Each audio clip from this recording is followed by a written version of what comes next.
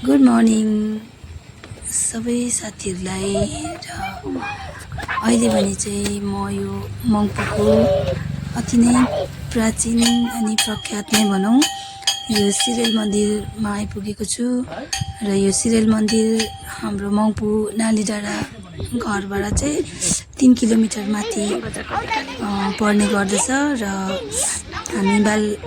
बालाखा हुँदा भनौँ न सानोमा एकदमै यो मन्दिरमा आउँथ्यौँ पूजा अर्चना गर्न हैन अनि आइ नै रहन्थ्यौँ र अहिले धेरै साल भयो अब यहाँ म नआएको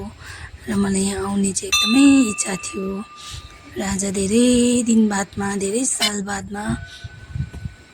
छुट्टीहरू चाँजो सबै मिलाएर हैन आज चाहिँ म परिवारसँग यहाँ आउने क्रममा मङ्पुबाट मेरो ब्रदर बधाई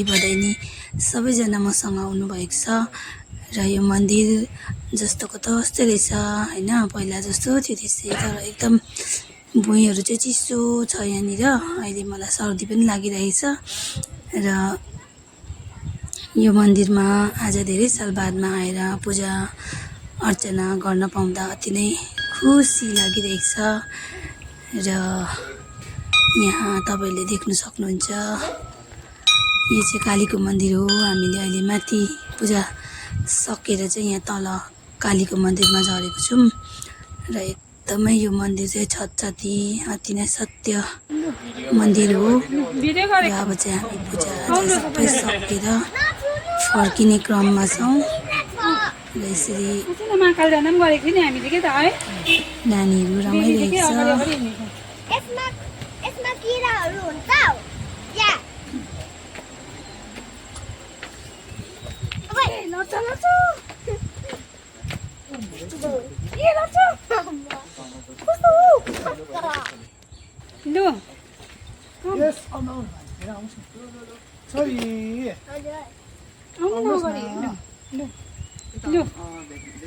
र अब भने फोटो सेसन यही फोटो यही भिडियो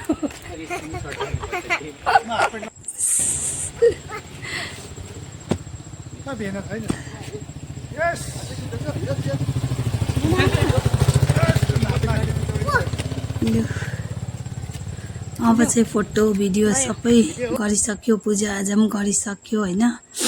र अब चाहिँ हामी घरमा जाने क्रममा छौँ अब हामी नानीलाई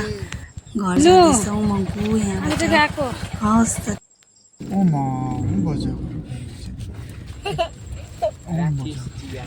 अब भने चाहिँ हामी मङ्पु नालीडाँडा घरतर्फ लागिरहेछौँ र यो बाटोको अति नै सुन्दर दृश्य अति नै शीतल यहाँनिर अति नै शीतल छ यहाँनिर चाहिँ हामी तल गरमबाट आएर एकदमै शीतल भइरहेछ र यो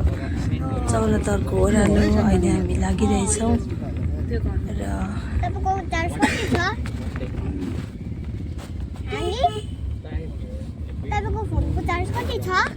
बाटो पनि अति नै